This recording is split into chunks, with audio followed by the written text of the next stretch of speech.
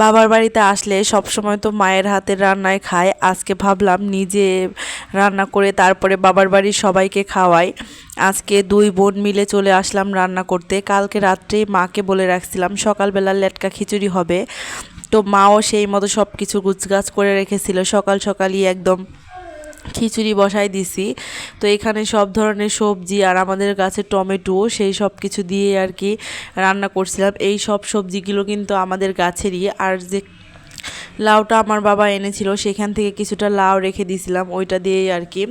তো এখানে ডাল চাল বেশ কিছু সবজি দিয়ে খিচুড়ি বসাই দিছি। সকালে একদম জমজমাট একটা নাস্তা। তোমাদের ভাইয়াও যেহেতু আজকে বাসায় আছে তার কারণে এত সুন্দর আয়োজন। তো সেই সাথে বেশ কিছু পোলাওয়ের পাতা এনে দিলাম। তারপরে হচ্ছে এই পাতাটা দিলে আসলে পোলাও পোলাও একটা গ্রান করে। তো আমার বোন ভালোভাবে নেড়ে চেড়ে ঘুটে মুটে রান্না করা শেষ করছে।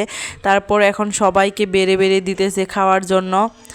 তো আমি এখানে কিন্তু সকালবেলা খাওয়া দাওয়া শেষ করবে সবাই, আর আমি তোমাদের ভাইয়ের জন্য এক প্লেট খিচুড়ি বাইরে নিয়ে চলে যাইতেছি দেওয়ার জন্য। তোমাদের ভাইয়া আবার ঝরঝরা খিচুড়ি পছন্দ করে না, লেটকা খিচুড়ি পছন্দ করে, যার কারণে আমি লেটকা খিচুড়ি রান্না করে দিতেছি। আমার মা আসলেই তোমাদের ভাইয়ার জন্য লেটকা খিচুড়ি রান্না করে। আর দেখো আমার মেয়েটা পাশে একদম কিচির মিচির করছে, সে আসলে বাচ্চা থাকলে এই অবস্থা।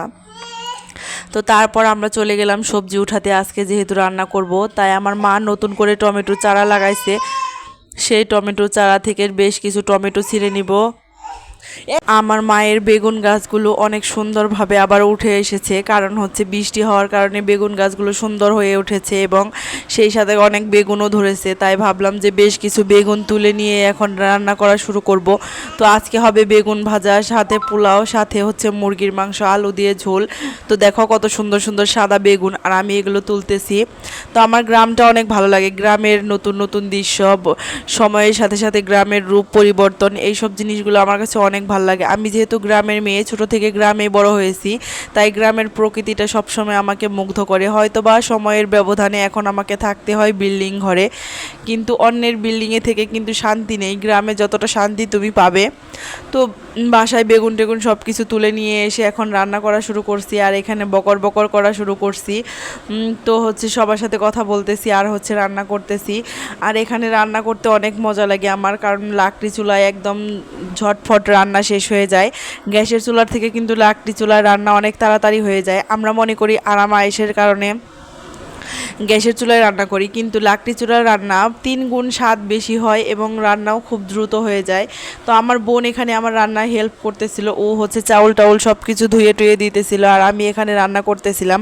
আর গ্রামীণ পরিবেশে রান্না করতে কিন্তু অনেক ভালো লাগে, আর এই খাবারগুলো খেতেও কিন্তু অনেক মজা লাগে, খেয়ে অনেক তৃপ্তিও পাওয়া যায়। তো তোমরা আমার বাচ্চার সাউন্ডটা ইগনোর করবা, এটা হচ্ছে চরম বেয়াদব একটা সওয়াল। যখনই কোনো কাজ করতে যাব তখনই মনে করো ডিস্টার্ব করা শুরু করবে, আর এমনি সময় ভালো থাকবে। তো হচ্ছে কিছু করার নাই, সব কিছু মানিয়ে গুছিয়ে নিয়েই চলতে হবে জীবনে, যেহেতু বাচ্চা আছে কিছু করার নাই, তোমরা একটু ইগনোর করবা। তো এখানে আমি পোলাও রান্না করা শেষ করে এখন হচ্ছে মুরগির মাংস বসিয়ে দিতেছি।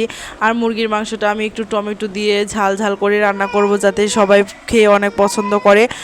যেহেতু মুরগির মাংস রান্না করব তাই একটু মরিচের গুঁড়াটা বেশি করে দিয়ে রান্না করব। আর এগুলো হচ্ছে আমাদের বাড়ির মরিচ ভাঙিয়ে তারপরে হচ্ছে গুঁড়া করা হয়েছে, যার কারণে এই মরিচের কালারটা অনেক সুন্দর আসে। তো আমি মাংসগুলো দিয়ে দিলাম।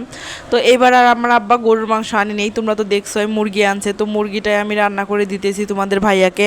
আর তোমাদের ভাইয়া কিন্তু আজকে ছুটি নিয়ে আমাদের সাথে আজকে টাইম স্পেন্ড করবে বলে বাসায় আছে।